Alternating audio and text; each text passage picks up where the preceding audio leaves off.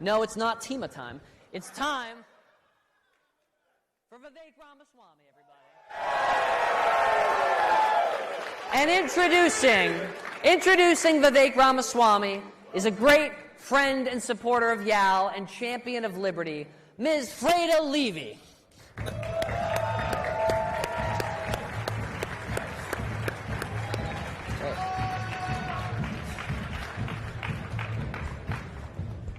Yes, I have the great fortune of introducing Vivek Ramaswamy. Oh, shit.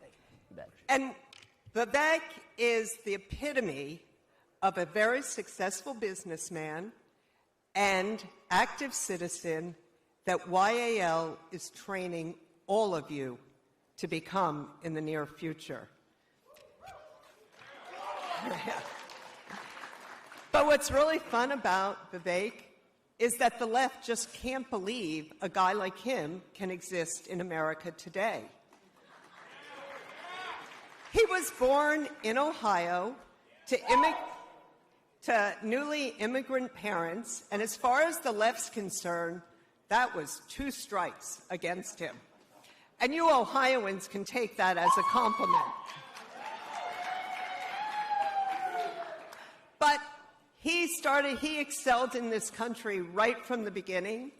He got a biology degree at Harvard and a law degree at Yale, and that's when those schools still had credibility.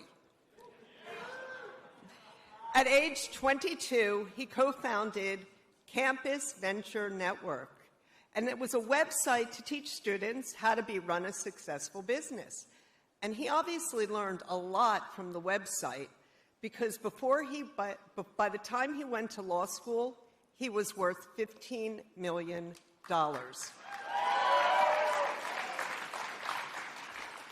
And in 2007, he went to work in a hedge fund, and within a year, he was managing their biotech portfolio. But all this is just a boring prelude to his real success.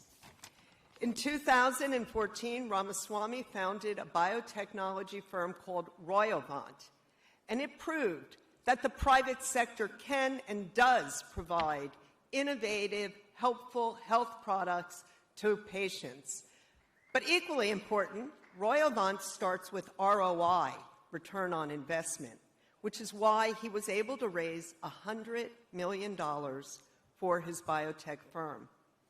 He got featured in Forbes 30 Under 30, and then in 2022, he started a company called Strive Asset Management to push back against all the woke investing that the long-term investment companies were undertaking. And I don't know how to say this, because it would normally people say in your spare time, but how somebody running all these companies had spare time, I don't know. But he wrote 2 books. One called Woke Inc., an insider's expose on corporate America's social justice scam, and a second one exposing identity politics. In 2023, Forbes published a multi-page article on Vivek saying he's whip smart and one of the richest 30-something persons in America today. And he gave up all his business ventures, not for a woman, because he already has a great wife, beautiful kids, but for politics.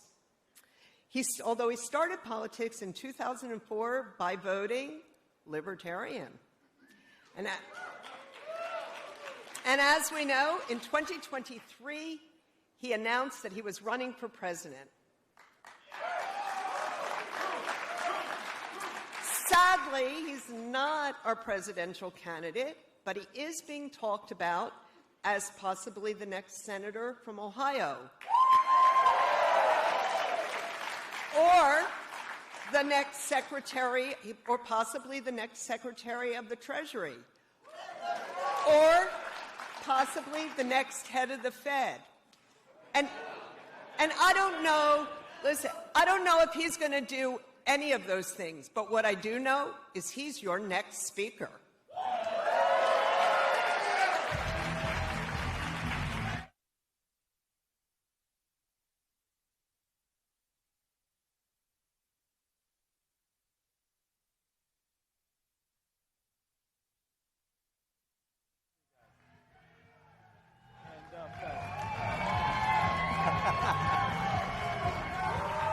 Good to see you guys.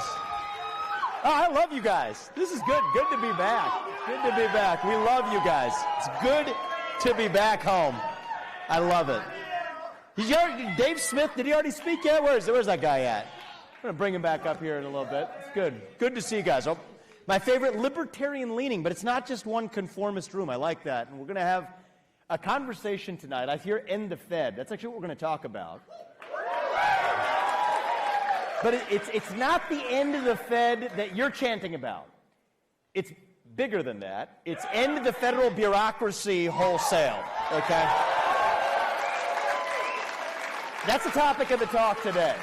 All right, I see the truth hat. That's great.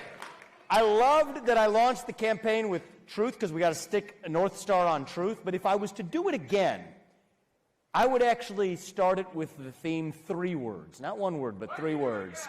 Shut it down. That's the theme of our discussion today, all right?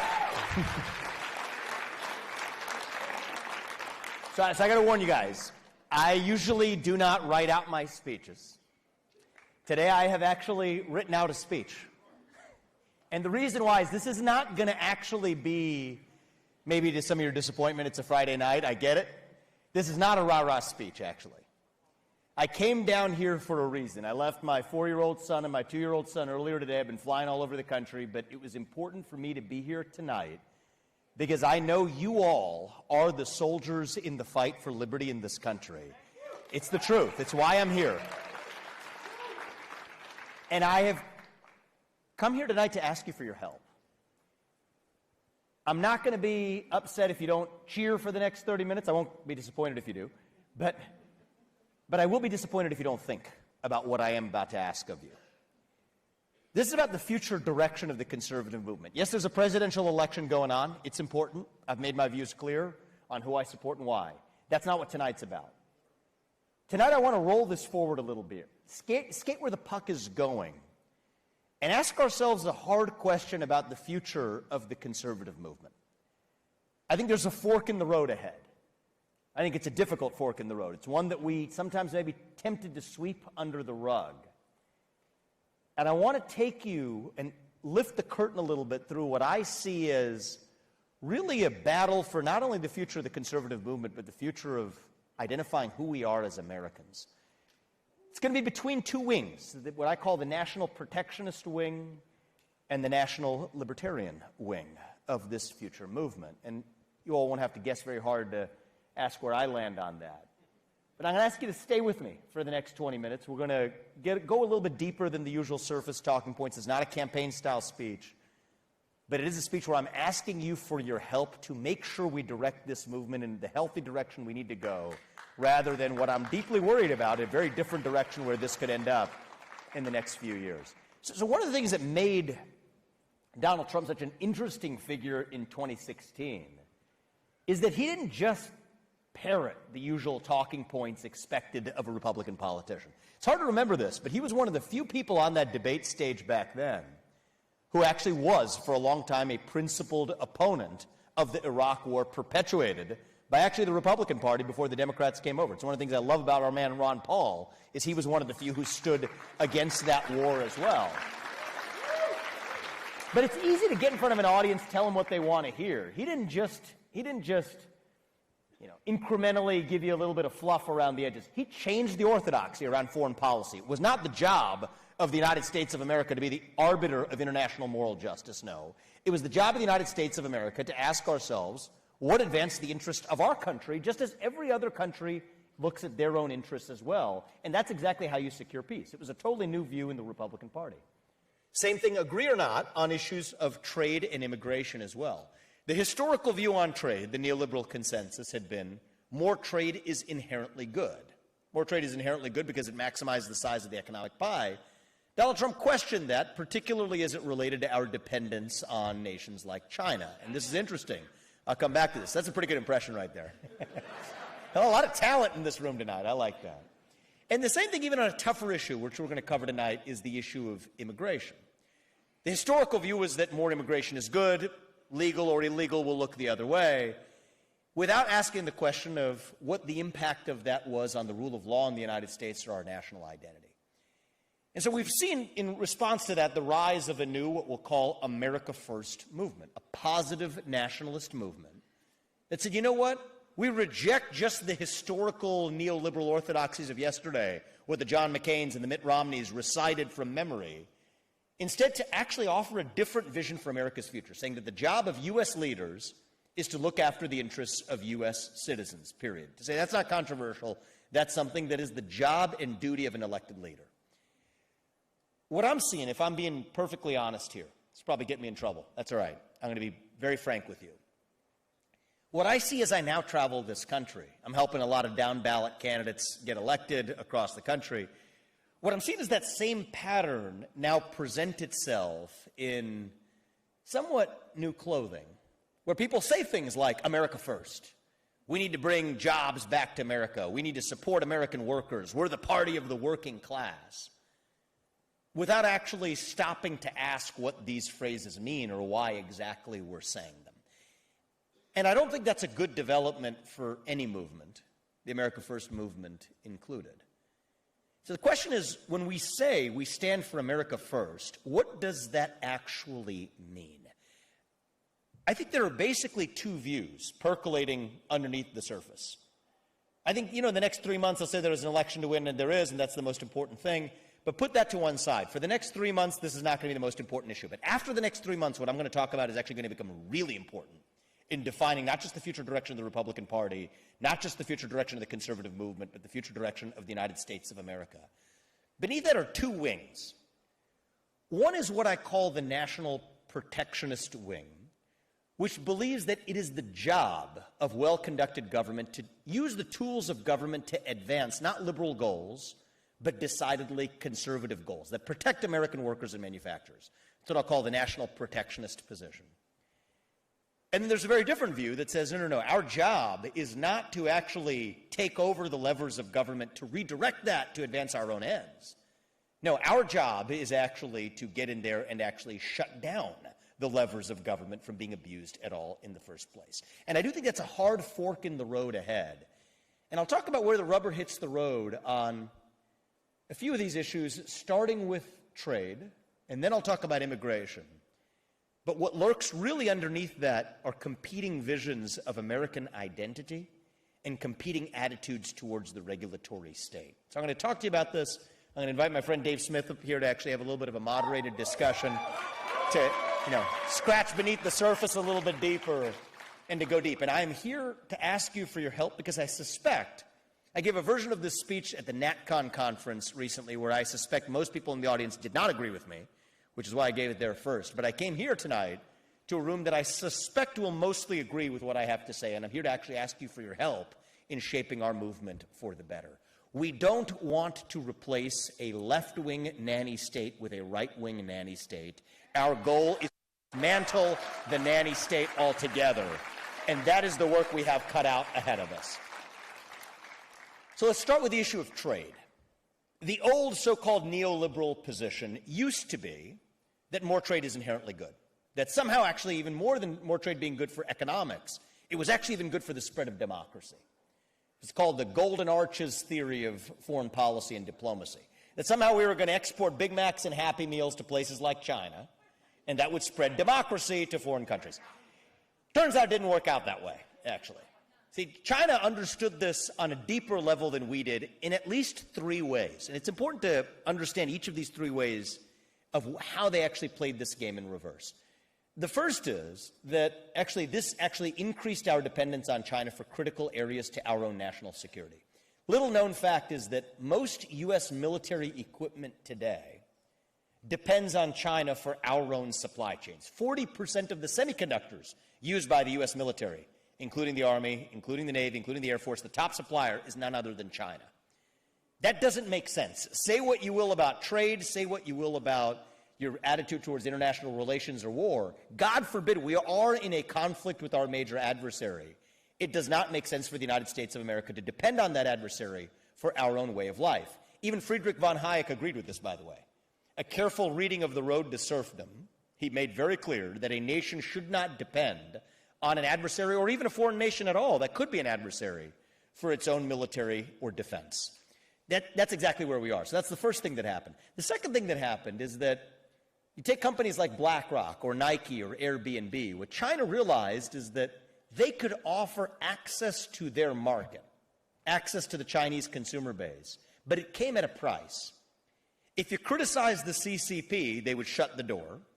But if you actually criticize the United States, they roll out the red carpet, which created a false moral equivalence between China and the United States. So that's how you get BlackRock, Nike, JP Morgan, Airbnb, you name it. Every company relentlessly criticizing the United States of America without saying a peep about China. Now, you look at the geopolitical effects of this. Xi Jinping, when he's pressed on the Uyghur human rights crisis, the first thing that he actually said, this is in the year 2021, was that Black Lives Matter, BLM, proves that the United States is no better. It was about 6 months later that his top diplomat, Yang Jiechi, came to the Alaska summit and lectured us for 15 minutes in his opening statement to a gentleman by the name of Tony Blinken, who puppets around as the Secretary of State of the United States. I mean, it was actually kind of appalling. I don't care if he's a Republican or Democrat, but the spinelessness to watch Yang Jiechi lecture you for 15 minutes on how they wanted to see the United States stop slaughtering as many black Americans as we were, and to see the U.S. do better on human rights. This would be laughable if it weren't for the fact that our own companies actually legitimized those claims. And the third thing that's happened is that we've allowed the international arbiters of climate change to apply differential standards to the United States relative to China. This is something that's actually constrained the growth of the U.S. economy more than I can explain. The United States burned less coal last year than we have at any point in our history, when the rest of the world, including China, has burned more coal than it ever has in its history just last year. The combination of this is, again, we realize that the theory of exporting the Big Macs and Happy Meals to spread democracy to China did not work out as planned. And so the old neoliberal myth was a fantasy.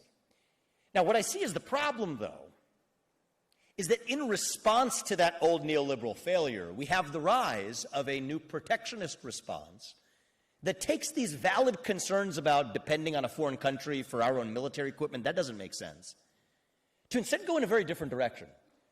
It says, you know what, we have to actually protect American manufacturers from the effects of foreign competition. That's a different subject. But that became the response that I actually worry about in our own future direction of our conservative movement.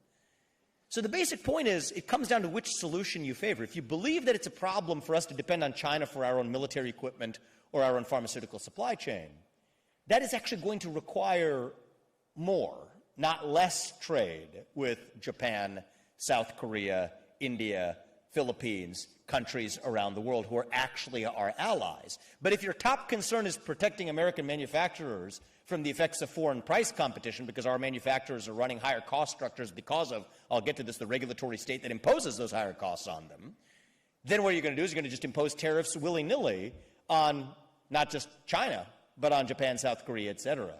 And so that's the fork in the road as it relates to so-called trade policy. Is, do we believe that actual protection of national security is our concern with respect to China? You make one choice. But if your actual goal is to protect the American manufacturing base from foreign competition, then you resort to a very different policy that makes it less likely for you to actually protect yourself against the effects of dependence on China. Because the dirty little secret is, we're not going to actually decouple from China in the military supply chain unless we actually embrace trade with our allies as well. So there's no free lunch here. That's on the question of trade. Very similar set of questions on the question of immigration. For years, both parties looked the other way for what has now become a crisis of illegal mass migration into the country. I have strong, deeply rooted libertarian instincts, but I will tell you, you can be a principled libertarian and also believe that a nation without borders is not a nation. I don't think those two things are incompatible. I think they go together. Puts the national into national libertarian. But here's the thing. I think that one of our concerns with immigration policy is that we have diluted in some ways the national identity of the United States, in that we're a nation founded on the rule of law. I say this as the kid of legal immigrants who came to this country the right way, through the front door, allowed me to live the full American dream through their journey here and making contributions to this country. Part of what we should want of people who come to the United States of America is people who share those same national ideals and values in common. That's why we actually demand you know something about the United States before you actually come here.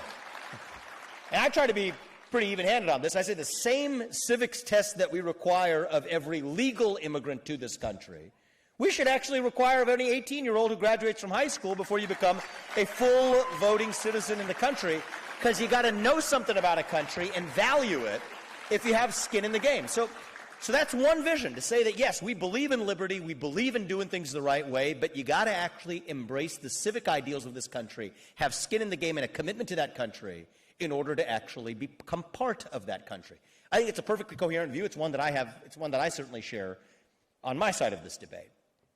However, the reflex response to the failures of much of the left and the blithe right has been a different wing, which is, again, the protectionist wing that says, no, the real problem isn't our loss of national identity or just the rule of law. The real problem is now we have competition for American workers. So on this view, here's how it goes.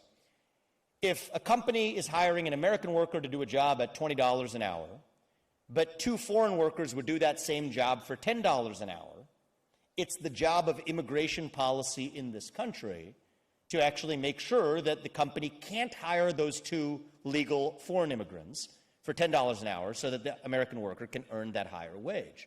Now, classical economic theory, Austrian economic theory, libertarian economic theory, I think common sense economic theory, would suggest that that shrinks the size of the overall pie, and it actually reduces the overall numbers of workers who are employed in the first place. Because if a company has to pay $20 an hour to hire a worker, they're going to hire necessarily fewer workers than if they were actually able to hire $10 an hour, which reduces overall production, which reduces the supply or increases the cost of supply and leaves the economy slightly smaller. The protectionist response to this is, oh, that's just an ivory tower myth. And actually, we're going to see more innovation, because you're going to see, even if McDonald's had to hire fewer workers, that's going to cause McDonald's to build more kiosks, which is technological innovation that you otherwise don't see from companies if they're relying on just cheap foreign labor as a crutch. That's the argument for the other side. I think we have to reject this view.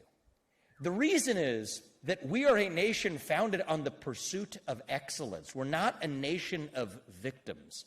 And I've been very critical of left-wing victimhood culture, including in some of the books that you heard about. I've written 3 books in the last 4 years. My 4th one's coming out, this fall, and I am a unshackled critic of left-wing woke victimhood culture in the United States of America.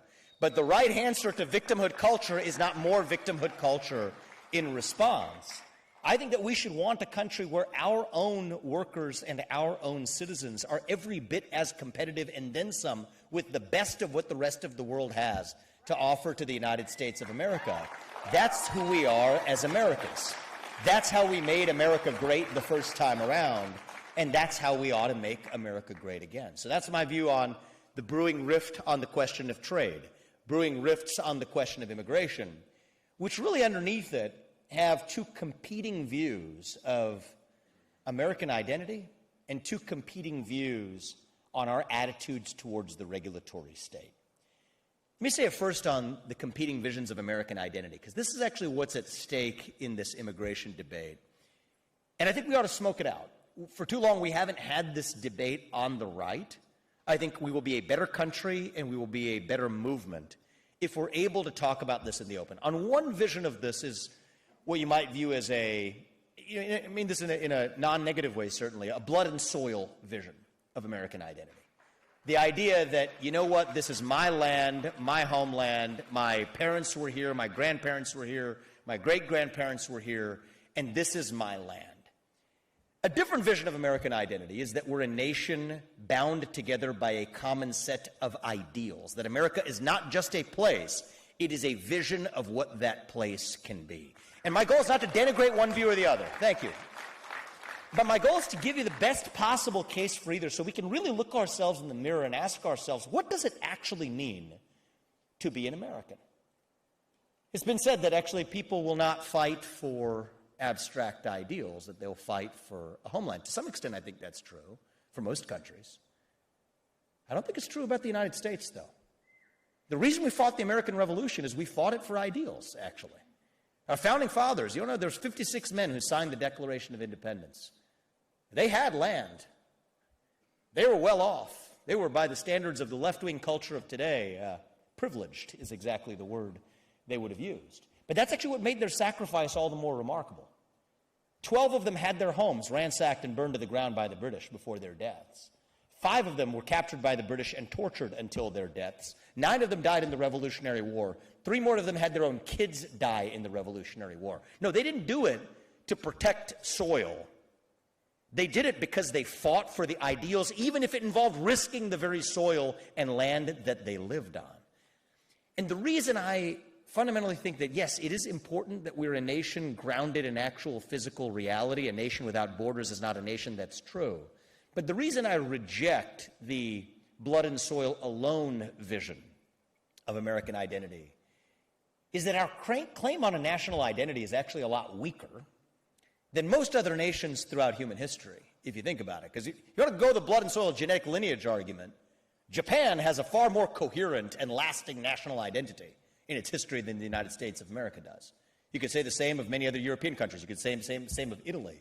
You could say the same of most other nations. Their national identity is far more pure when you're looking at the quality of genetic stock or tie to a particular claim or piece of land. But the thing that makes the United States of America unique is that this is not just bound together by a common set of geographic accidents. It's a set of geographic accidents bound together by a common core of ideals. And that's who I believe we are. And so when I think about what kinds of immigrants we want to accept into the United States, we're not just an economic zone. The United States is more than an economic zone. We're a nation bound together by a civic identity, but that's what we actually care about. Do you know something about the United States? Are you willing to sacrifice to the United States? Do you pledge exclusive allegiance to the United States, which is why I'm against dual citizenship in the United States? Doesn't make any sense for you to pledge allegiance to 2 different nations at the same time. But if your vision of identity is nothing more than the physical space in which we live, then actually dual citizenship becomes actually very much the status quo that we live in today, is that it is entirely possible for even elected officials in this country to have citizenship to other countries without any disclosure to the voting public. And so this is why we've got to look ourselves in the mirror and ask ourselves, what does it actually mean to be an American? And those are deep, hard questions that we actually have to confront if we're going to set the right policy for the future, which brings me to really the set of policies that matter most for the future of this country, and it relates to the regulatory state in the United States of America. Here's the problem in this country. We were told that the people who we elect to run the government are the ones who actually run the government. That's why we fought the American Revolution. Turns out that was a myth, actually. Today in the United States of America, the people who we elect to run the government are not the ones who actually run the government. It is the unelected bureaucrats in the deep state who pull the levers of power today. It is people who we never elected, have no democratic accountability to us, to we the people, that write most of the rules, coming out of, pick your favorite 3-letter agency, FTC, SEC, ATF, EPA, God knows what. And the question ahead for the future of our conservative movement is, do we want to go in and reform that regulatory state? Maybe redirect it to advance our own ends? Or do we want to get in there and shut it down? That is the answer for the future of this country. We are going to get in there and actually shut it down. That's the afuera in the United States of America. We don't need less Javier Milei. We need more Javier Milei on steroids in the United States. If we do the job right, he's going to look like an appetizer course compared to what we actually have in store for our own future in this country.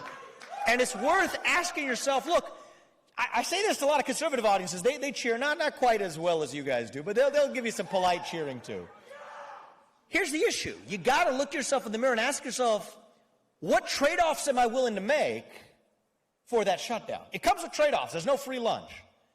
See, I'm not going to sell you some false bill of goods that says it's all going to be honky-dory and roses at every step of the way. It's not. There's 2 risks you got to take. When you're talking about reforming and revitalizing a country, revitalizing a nation, there's a risk involved no matter what you do. The first risk is that you don't cut enough. You don't cut enough fat. What happens? You cut one head of an 8-headed hydra, it grows right back. That's the first risk. That's the path we've always taken. The other path is you're going to cut so much that you take the risk that you will cut some muscle along the way. You have to acknowledge that risk. I can't come in here and tell you it's going to be I said I'd cut 75% of the federal government if I was elected president of the United States. That's what I said. I can't tell you that it's going to be the exact right amount. I can't make that promise because that's false precision. What I will tell you is that I am willing to take the risk of cutting so much that, you know what, some of us might even regret how much we cut, and if we made that mistake, fine, we'll fix that afterwards. But we're actually willing to do the hard thing, not just cut off one head, but gut the beast and slay it at its core. That's how we save this country. So think about this. When it comes to, say, antitrust policy in this country, you know what? A lot of conservatives, and people I respect, right? I'm not denigrating other people. I respect people who are actually able to articulate a different view, even if I disagree with it, as long as they have the courage to actually defend it. Problem with most politicians these days is actually they're like flags that wave in the wind, right? They'll wave in whatever direction the wind goes. I'm not naming names, not today. But this isn't about any specific individual. Isn't about any, because it's the culture of Washington D.C. I mean, that's the way most of politics works. So I actually respect far more both people in a different part of the conservative movement and even people on the left who at least have principled positions that they're willing to defend, even if they're the ones I disagree with, than most of what you get in Washington, D.C., which people who will tell you what you want to hear. And you know what? If you care about somebody, you tell them the truth. If you care about yourself, you tell them what they want to hear. I care about the people of this country, so I'm going to tell you the truth. Let's talk about these agencies one by one. Let's talk about the FTC. I think there are voices on the left and on the right who say the job of the FTC is to now not just look after sort of whatever the historical mission was, which I think was a flawed in the first place. I think most antitrust law is actually built on fraudulent and false premises. But actually, to say now it's actually further the job of the FTC to expand to look after what they call fair competition. Well, you could have one view, and some conservatives have this view, that you have to look after fair competition, and we want to make sure that we're protecting American manufacturers and workers. You know how we're going to protect American manufacturers and workers? Is we don't want the government deciding what does and does not count as what they call fair competition on a given day. And that involves some trade-offs. But we have to stand for our own principles. Take the CFPB. Remember this one? This was created in the wake of the 2008 financial crisis, in the aftermath of Dodd. Yeah, oh, thank you, Obama. Thank you, Elizabeth Warren, who inaugurated it. I like this. This guy's, you know, we got to make sure Donald Trump wins the election only because this guy should have a job afterwards. I like that. I like that. That was a nonpartisan statement, by the way. So the point is, that was created in the aftermath of the 2008 financial crisis by a lot of the left. But here's the dirty little secret. Got to admit the truth here. Got your hat for a reason, man. Got to speak the truth when it's hard. You actually have Republicans who are now voting to empower the CFPB with greater authority, saying that they're going to put maximums on the APR rates that individual credit card companies are able to charge. Empower the CFPB to enforce that. First of all, if you look at actually that pending statute, it's not from me, it's not from a Democrat, it's even from Republicans who have proposed it. That would actually render most credit cards illegal under current law today, which actually denies American manufacturers and workers access to credit that they need. That's on the policy of it. But even think about which agency it is that you're actually empowering.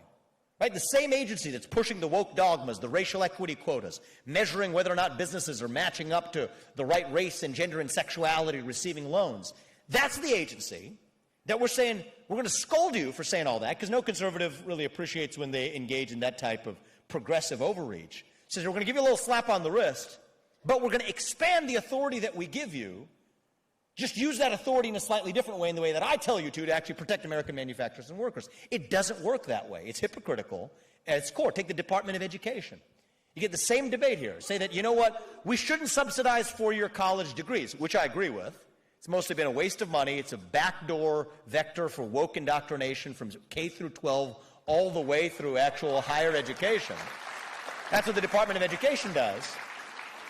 But the conservative temptation is to say, oh, no, we need to subsidize two-year or vocational programs instead.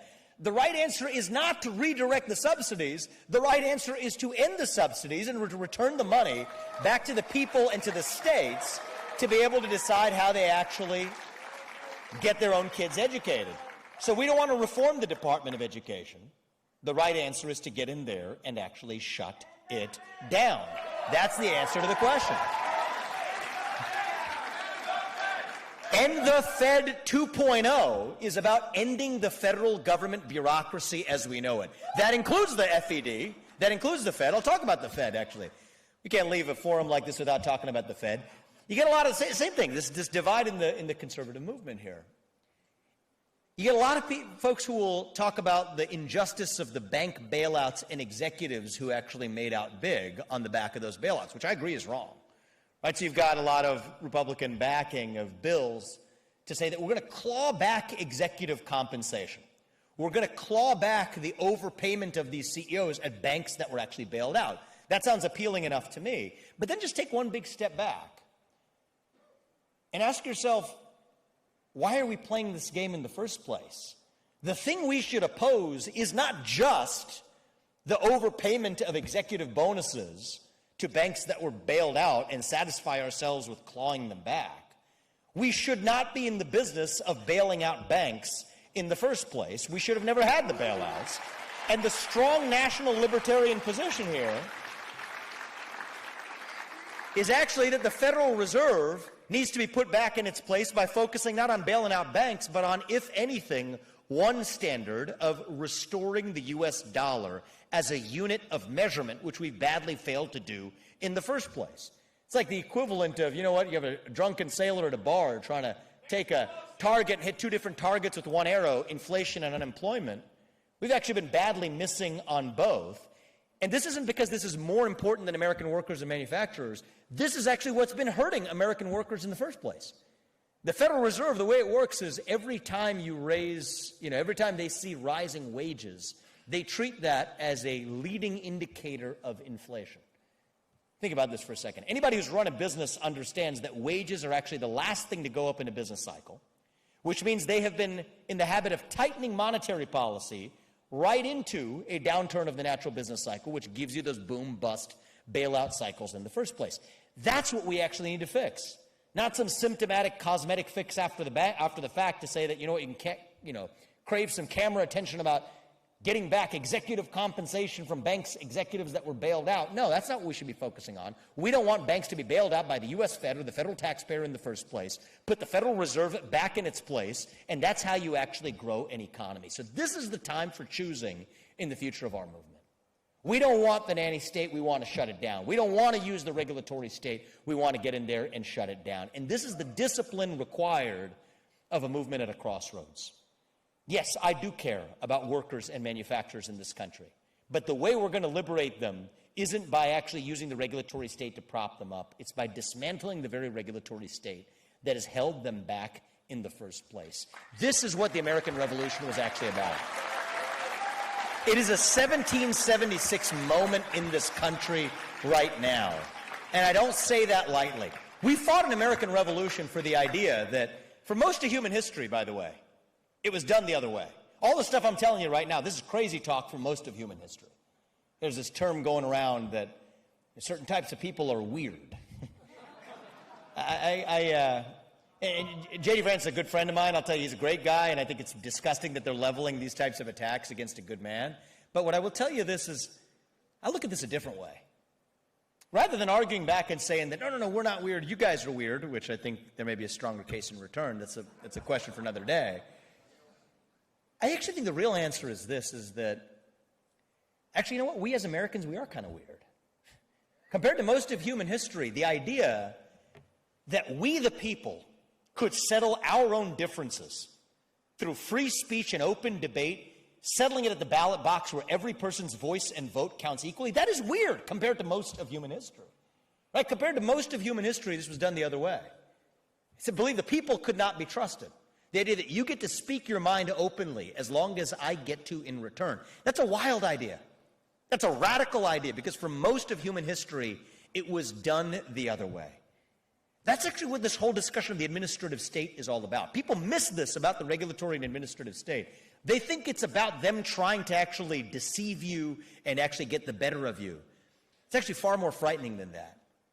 It's not that they exhibit malevolence to you. It's that they think they are benevolent towards you. They think that you cannot, on your own, be trusted to govern yourself. They feel the same way about the U.S. citizens today that King George did back in 1775.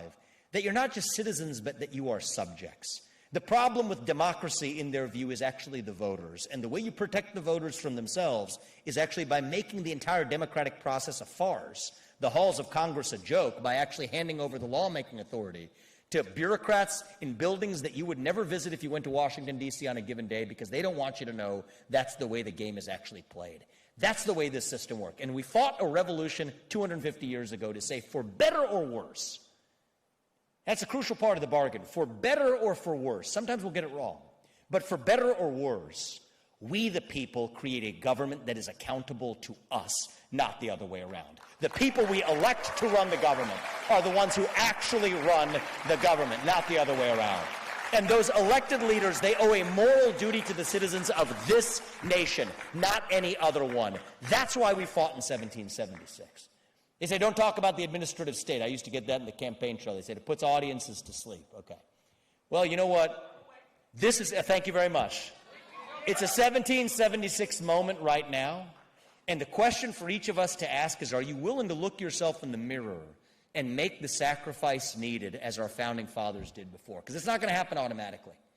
I think we're on our way to a permanent kind of bureaucratic tyranny in this country. It is a new form of tyranny. I don't say that lightly. It's not going to be some sort of despotic takeover. It's going to happen not with a bang, but with a whimper. In some ways, it already has. We don't really live in a self-governing republic, not anymore in the United States of America. But if you think about this in 1776, if you were alive in the spring of 1776, what a special time that would have been to be alive. Most of the people who fought the American Revolution, they're the ages of people in this room right here today. Alexander Hamilton wasn't that much older, probably not any older than many of you in the audience. Jefferson was younger than me. He was 33 years old when he signed the Declaration of Independence. And by the way, he invented the swivel chair while he was at it, right?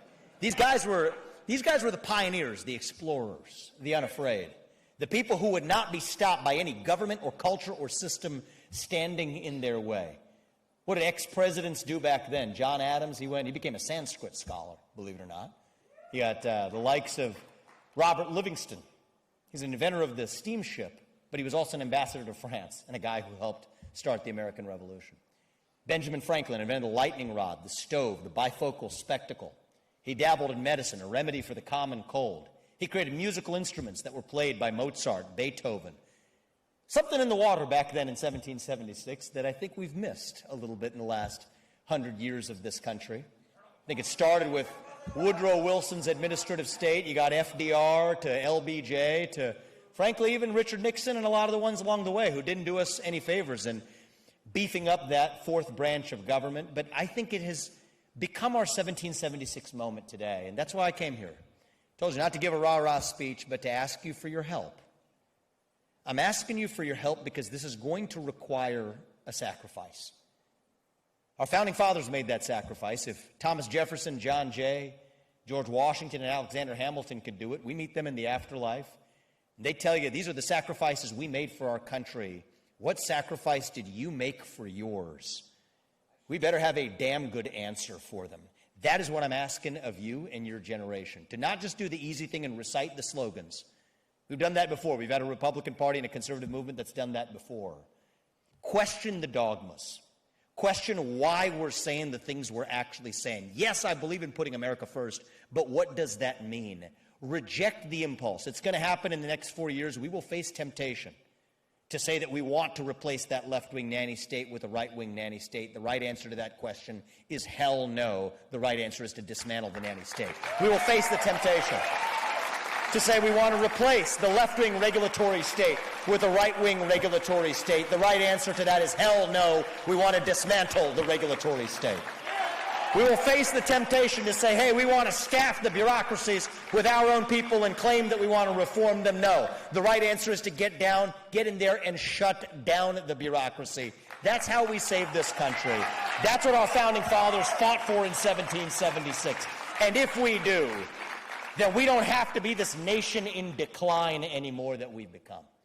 We're not at the end of the ancient Roman Empire. Don't believe what they tell you. I believe we as a nation still can be in our ascent.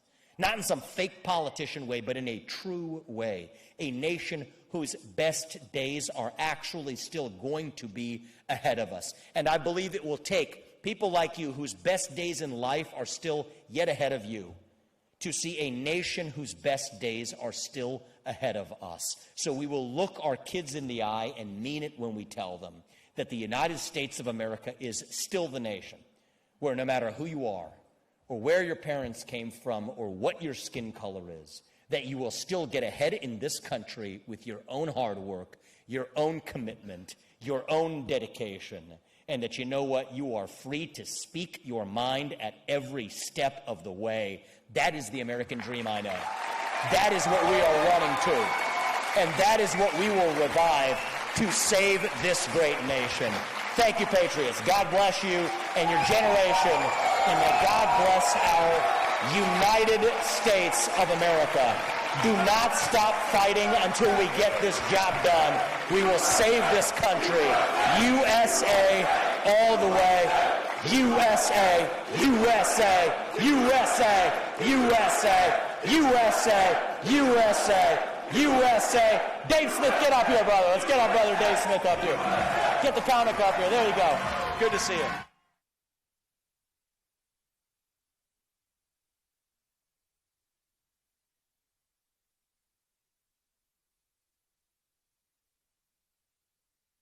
Friday night lecture stuff here, but hey, what's up? Mike? Am I mic'd got up? it. Can you guys hear me? How about Vivek Ramaswamy, everybody, huh? Wait, which one of us is leading this? So I think actually, I don't know if we're allowed to do this or whatever, but I don't think libertarians are here to follow artificial rules. I think if you want to just open it up even a little bit, we could do that. But let's kick off a little bit first, you and I, because I could see some of the people here with some energy.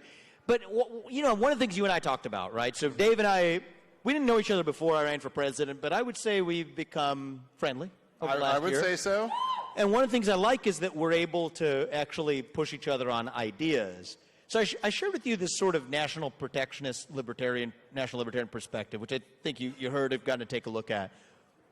What is your perspective on the right message? We got the Libertarian Party over here, but the reality is no one's going to get elected for president over there. So playing within the system, what do you think the right path is forward for driving change? And I'll give you mine.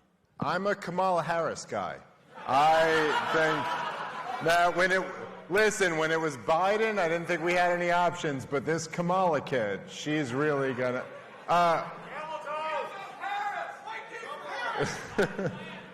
All right, calm down. He is unburdened by what has been. Okay. That is. Dave is now unburdened.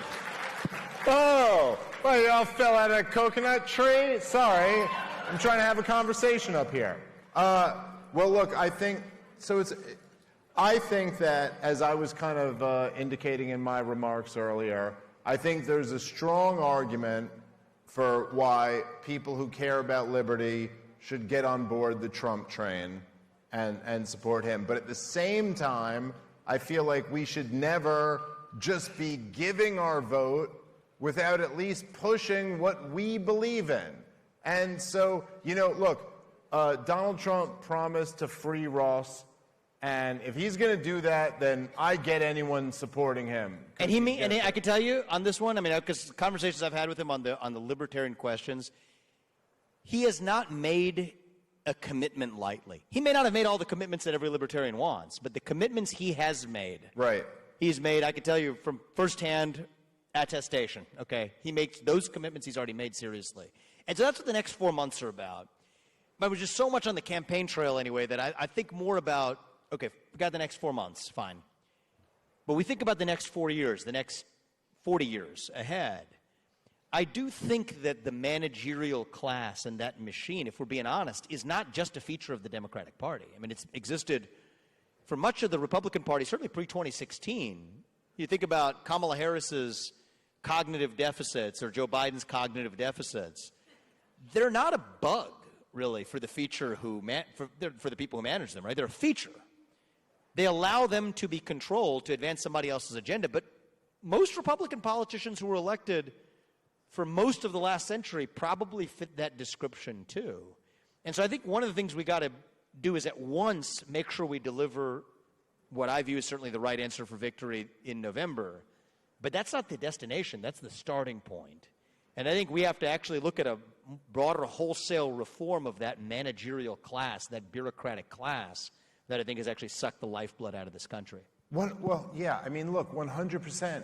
And the thing that I think is frustrating about Donald Trump is that we do have a 4-year track record to go off of, and it doesn't seem at all clear that he recognized that that was even an issue in his first term. So I want to say, you know what I mean? Like, I want to say one word about Well, this. I'm just saying, every year he was president, spending went up, and then, of course, culminating in 2020, which was a great year for the country.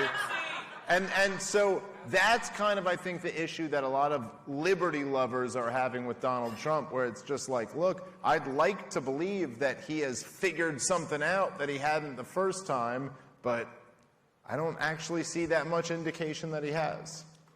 So Dave, as always the case when you and I speak, I'm speaking on behalf of one person. Of course. Which is myself. And I'm going to give you my perspective on this, all right? But I've been very clear about who I support and why, but I want to be very specific about this. The issue that's nearest and dearest to my heart, and I would love for your help, whoever in the audience, if this issue is near and dear to your heart, to make sure we fix this, is to tackle, deconstruct, and demolish the existence of the administrative state. The fourth branch of government should not exist in the United States of America. There's 3 branches of government, not 4. And how are we going to shut it down? So one of the things I'm frustrated about is that didn't happen between 2016 to 2020. But there's actually one important reason why. This is big. And people don't like to get into technical details. Well, you know what? Sometimes the technical details actually matter. The Supreme Court has now given us the path to actually do it in a rock-solid way. You got West Virginia versus EPA, probably the most important Supreme Court case of our lifetime in 2022, that said that, you know what, if they write a regulation, the EPA, SEC, FTC, whatever, if they write a regulation that Congress did not authorize them to write, then that regulation is per se null and void if it deals with a major question. That's a big deal. Then you got this year, Loper Bright, the case that actually overturned what's known as Chevron deference. Yeah. Big freaking deal for the country. This is a big freaking deal for the country, which says that courts no longer defer to the judgments of these agencies. Then you got SEC versus Jarkissi. There's a whole bunch of other cases which says, actually a lot of people don't know this, a lot of these administrative agencies have a judge, jury, executioner, investigator, prosecutor, rule writer, all under one roof.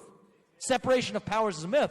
Jarkissi overturned that and said these administrative law judges are actually unconstitutional, just like West Virginia versus EPA said the regs are unconstitutional. Jarkissi now says that the judges themselves, the so-called judges within these administrative agencies, if they sit within the 3-letter agency, their judgments are outside the bounds of the Constitution and therefore null and void. That's a big deal, and we only got that in the last couple of years. That's true. So that toolkit did not exist in 2017 in a way that it does today. Now, does that a guarantee that any given person who's running for U.S. president that even has made explicit promises, right? I made promises on the campaign trail if I was the next U.S. president that I was going to get in there and fire 75% of federal bureaucrats. Shut down the ATF, the FBI, the U.S. Department of Education. You go straight down the list. Food and nutrition services. We don't need a lot of these agencies. And yes, I would have kept those promises if put in that position. But given the choice now, okay, yes, it didn't happen before, but you have the Supreme Court, justices appointed by Trump to do it, and a guy who actually does want to drain the swamp, my best advice to the country is take the shot you have. And if you're a libertarian, you don't agree with 100% of the views, fine. Take the shot you have to take the next step over the next 4 years. And then we've got the next 250 years after that. That's the way I look at it very practically. That's why I've landed where I have. Oh. Okay, honestly, I don't have much of an argument against that. I would just say, libertarians, if you're taking that shot, fine, take it. But keep pressuring them on what we care about and never relent on that. You know? So, like, because the thing is that even someone like Don, I think that's so right. I mean, you got a lot of people. I'm not a politician, never was, ran for president for a year, I guess, then maybe a quasi-politician for about a year, but I'm a business guy. But should I ever be in a position of elected office of one kind or another, whatever it is? That's your choice, man, not mine. But what I will say is, I want you to take everything I said here today, not as a politician, but telling you what I believe should happen for the future of the country. You're not doing your job. You're not making the sacrifice needed for this country if you're not holding me accountable to the things that I've just told you tonight on this stage, right? These can't just be words. They have to be actual. They have an actual basis for delivering accountability, or else we're not going to have a country left. And so I'm saying this because it's all being taped tonight. I want them to play this reel back to me whenever this is in the future and say, why didn't you actually shut this down? And my promise to you is we're never going to get to that day if you actually follow through on promises to actually people who make them. That's all we have to ask of our politicians. Well, I love that, and I think that the spirit that all of us here tonight should have is that whoever you're supporting for president, that if you're supporting them because you believe in something, well, then okay. But then if they do that, then support them forever for doing the thing you believed in. And if they don't, then hold their feet to the fire forever for not doing that. So I think that's what makes America a better country, is if we actually are more engaged. And, for someone like Donald Trump, sometimes, and I'm sure you feel this way too, sometimes I'll see like a 20-year-old, like here, and you're almost like, wow, I don't even know what it would be like to be a 20-year-old coming up today. And then I'll be like, well, as a 40-year-old, I know what it's like and then Donald Trump is, 50 years younger than Joe Biden, 90. Let's say he's 90. But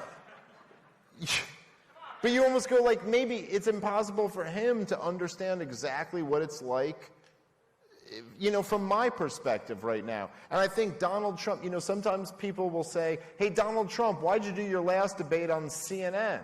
Why didn't you do it on Elon Musk's, Twitter Spaces or something like that? And you're like, maybe he doesn't exactly get that from his end. And so I do think that no matter who we're supporting, we kind of have to almost keep in mind what their perspective is, and then make sure that we also add in our perspective to all of that. And so a lot of the previous generations, I think Donald Trump, I think there's still some things that thinks he can't say. And I think that the younger people here, particularly the younger people here who believe in liberty, should be willing to push him in that direction. And number one is that there's no foreign country that America is obligated to support. We are our own country. And if you really want to be America first, then that means we always think about what's best for our country and not anybody else. And you know what? Zero-based budgeting across the board. Zero-based budgeting for all foreign aid. Look at it bottom up. Zero-based budgeting for every other source of government expenditure, whether it's domestically or abroad. Yeah. Two basic principles. The people we elect to run the government, not unelected bureaucrats, and they owe their duty to you, not to anybody else. Get that back, and then that's how we revive civic pride in the country. Part of the reason we've lost national pride in the United States is that there's a lot of reasons why, but I think a big reason why is when the people who you've elected to run the show have themselves stopped swearing their allegiance to you, then you stop swearing allegiance to your own country. So if we fix that in this country, then I think we're going to see a virtuous cycle of actual national revival. And it's going to have to start with actually elected leaders who remember what their first duty was in the first place. So should we take a couple more questions and then should we take a couple? Yeah, absolutely. And I would just, before we take questions, I would just say, and I know you agree with me on this, Vivek, but that, for young people, if we're whatever the starting point's going to be for the next generation, it's that, your family. Your family is the most important thing. And the most important thing that we can always push to young people is start your own family. Get married and have kids and love those kids to death. That's the best thing. If we could all just do that, that's what's going to make this country incredible. I know you got a beautiful family with little kids, and I do too. And that's the most important thing. And your first obligation, first of all, is to your family. Yep. And then your obligations are to your community, and that includes your nation.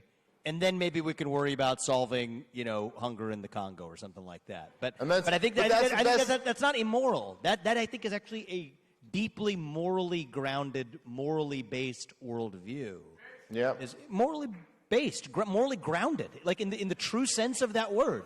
Actually, yes, in the true sense of that word, absolutely. And so I don't think that you should be ashamed of that.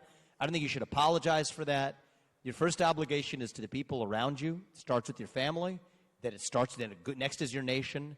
And then, yes, after that, all else equal, we don't want people in other places to suffer. But that charity begins at home, and that's something we need to restore in our own government as well. So one or two, and then we'll, oh, man.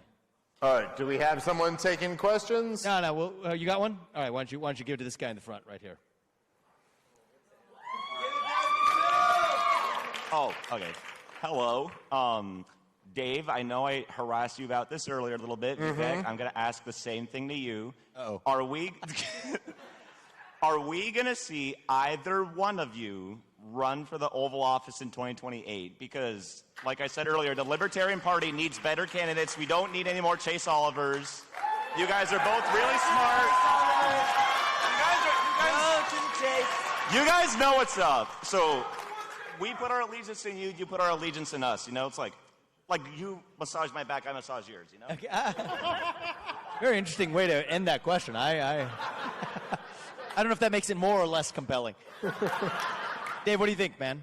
Well, he already ran for president this year. What are you mad at him for? I gotta say, I kick myself every day. There's like a million things I would have done differently, and I would say what a country where I was 37 years old last year. Nobody knew who the hell I was in last February. So, by the way, Vivek like cake, and Ramaswamy like Ramaswamy is how you say it, okay? And that's where I started, and you got multiple U.S. senators, multiple governors, a vice president that I was able to beat in the context of less than a year. That's the United States of America. That's beautiful. And I screwed up a lot of stuff, too. I should have a lot of learnings from that year. What I'll tell you this is, I'll give you some advice. Who delivered more of a knockout punch to Nikki Haley than this guy? I mean, that was pretty awesome. Thank you, Dad. So I'll answer your question in the form of advice, unsolicited advice. How old are you, man? 21. 21 years old. Here's a piece of advice I got actually right about when I was 21, and I followed it in my career. It takes about as much effort to do something small and to do it really well as it does to do something really big and to do it really well. Okay, so we only got a short time on this earth, and my philosophy is put the effort in and do it right, but if you're going to do it, it might as well be something big. That's the way I look at it. Whatever it is, I'll keep that word. Thank you, man.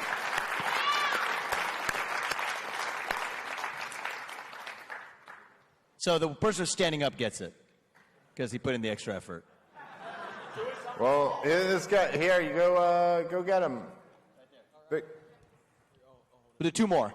So this is more of a philosophical question than a political question. But Dave, you said the most important thing is family. I think not that you have it wrong, but that you're too specific. I think the most important thing is love, and I think that includes love for your friends, love for your community, and I don't think everyone needs to start a family of their own in the biological sense of starting a family. I think it's about caring for people and loving for people, whoever those are.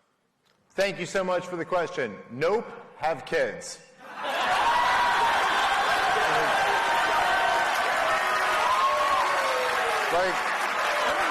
No, I mean,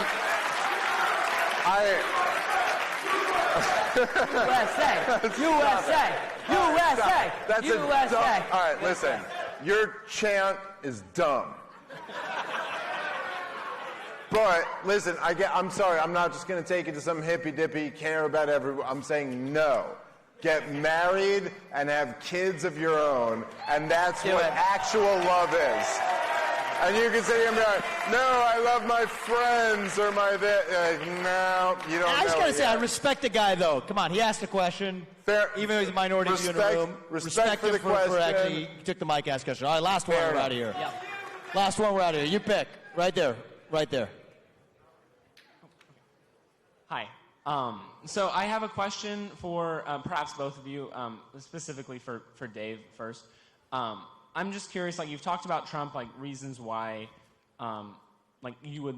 people could support Trump. I'm curious to hear what you have to say about the independent candidate, RFK Jr. Just your thoughts. Sure.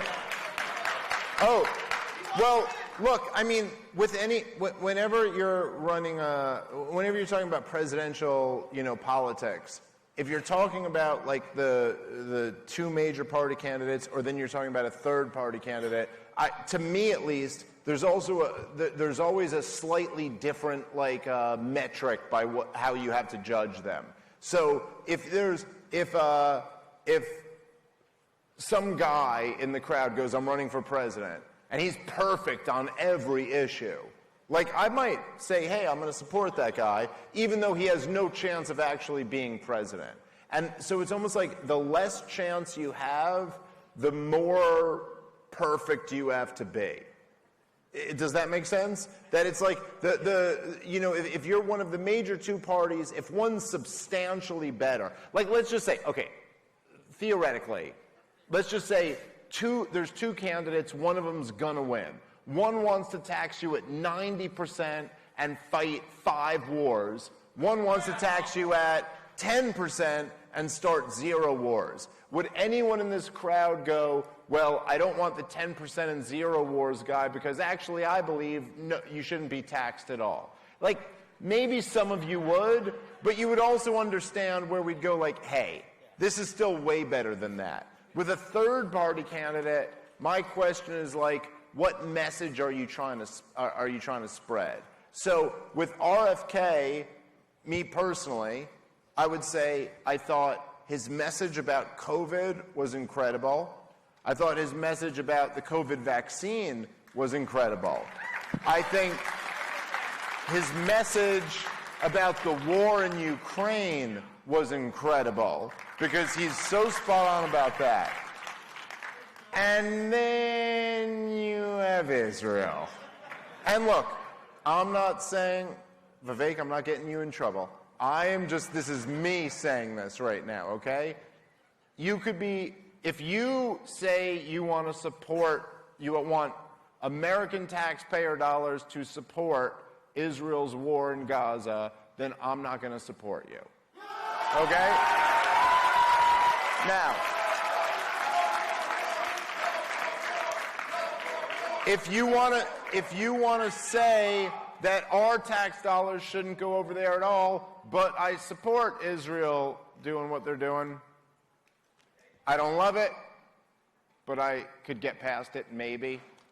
If you're going to say our tax dollars should support Israel's war, and you're going to make Rabbi Shmuley your campaign advisor, get out of here, and I never want to hear from you again. You are performing a public humiliation ritual, and I don't want any part of it. I don't know what dirt they have on you that you've been convinced you have to do this, but I'm sorry. I like Bobby Kennedy. He's been nothing but nice to me, and we text every now and then, but I'm sorry. If that guy's on your team, you lost me on your team. So that's how I feel. That's just me. Vivek Ramaswamy does not speak for anything that I have to say. Look, I want to take it. I also want to just take the spirit of the view, right? Because go back to forget about RFK specifically or whatever. After this cycle, it's not going to matter as to one particular candidate or another. What matters is, I think there's a take the best argument for the other side of a third-party candidate, or how you might think of the guy who supports 10% and no foreign wars. Well, what if there is a candidate who supports 0 and 0? I think there's a time and phase in a race, actually. Yeah. Right? So I think this is just very practical. I'm not being philosophical about this. I mean, very practical. If every time you're going to say that, I'm not going to vote for the person who actually has the true right and pure ideology, then that person is never going to get elected because you make the nation you ultimately create. I mean, that's how it works. Like, you vote for the nation you create. It's very personal to me, right? If people had taken that attitude towards my platform last year, I would have remained at 0%. I wanted to fire an overwhelming majority of the federal bureaucracy, wanted to rescind most federal regulations, wanted to end most of the nanny state as we know it. And if people say, okay, well, that's never going to happen, therefore I'm not going to vote for him, I wouldn't have gone from 0% to an unambiguous fourth, if not higher, at many points in the race by the time we finished it. And so I think there's a time and place. But now, okay, once you've been having an election that's played out for like a year and a half, and it becomes clear what your pragmatic choices are, you may not agree with everything that one of the two candidates who's going to win this says, but pick the one who's going to move the ball forward for the country. So that's the way I look at it. Is I'm never going to advise somebody against being ideological. In some ways, people use that word negatively, Dave, Right. like ideological. I actually use the opposite in a negative way. Too many of our candidates in both parties are not ideological enough, actually. What's the point of going through these motions? They believe in nothing. Yeah. Right. So I'd rather have somebody who believes in something and believes in it staunchly. It's why we love Ron Paul, right? He's somebody who was unafraid to say, I don't know how many votes this is going to get me, but I'm going to tell you what I think. Okay, you may not agree with 100% of what I think, but I'm going to tell you what I believe 100% of the time. We don't have that anymore. And if I had it my way, and I hope we all can have it our way, some of those people will get elected to positions all the way up to and including the President of the United States. And it's only going to happen if we actually give them a chance early on. But at a late phase in the race, you got a choice to make to say, you know what, I care about the next 250 years, but I also care about the next 4 years. Yeah. And that's pragmatically why I land in the position to say that even if you don't agree with 100% of what Donald Trump says, ask yourself which is actually going to better protect liberty for the next 4 years. And then the beauty of our system is you get the next cycle 4 years after that. Here's what I'll say in wrapping up today is, I do think you're going to be the generation that saves this country. A lot of you are millennials like us. You're millennial, close? I think I'm. Doesn't matter. I mean, I think I'm on the old end, We're but the I same think I age. am. Yes, I think technically I am millennial. Yes. You know, for whatever these definitions mean. 83. Does that get me millennial? Yeah, I think so. Yeah. All right. We'll count it as today. All right. Here and it's declared that that's millennial. I would go home and tell my wife, oh, babe, I'm a millennial. you gotta, is that actually you're just dyeing it white to look more mature, or is that occurring naturally? Oh, this is white out. It's is actually what I'm doing. Our generation, we got cynical. Actually, is what happened. Right? We were promised that if you take out your college loan, you get a head start in the American dream. It hasn't worked out that way. We were told that actually the Republican Party stands for capitalism. You got the 2008 financial crisis followed by the bailouts. We were told that we actually care about protecting the United States of America, where we had 9/11 on our own home soil, and then we go invade a country that actually, let's be honest, had nothing to do with it in the case of Iraq. So we were cynical, right? We grew up into that. You and I were lucky. We've each lived our version of the American dream. Probably a lot of our classmates and peers weren't as lucky. Some of them still have student loans that haven't yet been paid off. But we can't just be cynical about our country because it is still the last best hope that we have. And I do think it's not going to be our generation, but it's going to be, for many of you in the audience, it's going to be your generation, Gen Z, that actually saves this country, okay? I said this at the RNC, and I meant it, right? If you want to actually stick it to the man, and you want to be countercultural, and you want to be a hippie, and you want to stand up for yourself and stick it to the system, start a family. Say you actually believe in your country, that you pledge allegiance to the flag of the United States of America, not another nation, and that you're proud of it. Show up on your college campus. Call yourself a conservative. See what happens. It's going to be pretty liberating. That's what's coming in this country. And so I do think that most of you, your best days are still ahead of you. And I think it's going to be people like you, people like Thomas Jefferson, people like Alexander Hamilton, whose best days are still ahead of them to see a country whose best days can still be ahead. A country that I believe, actually just truly, I believe it, a country that is still young, actually. People say we're like the ancient Roman Empire. Well, you know what? Rome lasted about 2,000 years if you count the second half, all right? And 1,000 even if you don't. So we are still in the early innings of this ball game, but it's going to take a generation that actually sees it that way to make it true. So you know what? Are you going to be disappointed in the Republican Party of today or whatever? Yes, fine, good. Channel that to change this country for the better. But it's not somebody else's job. It's not Donald Trump's job from on high to go to the White House and save us. If we're going to be saved, it is going to be because we save ourselves, and every one of you does your part to fight for this country in the 1776 of our lifetime. That's right now. So you do your part. Dave Smith's going to do his. I'm going to do mine, and we're going to make sure that our country's best days remain ahead. Thank you, guys. God bless you Hey, and your families. let me just say, listen, I'm sorry, you guys are all on your feet. The best person influencing Donald Trump and influencing the right wing in America right now for liberty is Vivek Ramaswamy. So give him a round of applause. For Dave and Vivek, everybody. Great job. Thank you so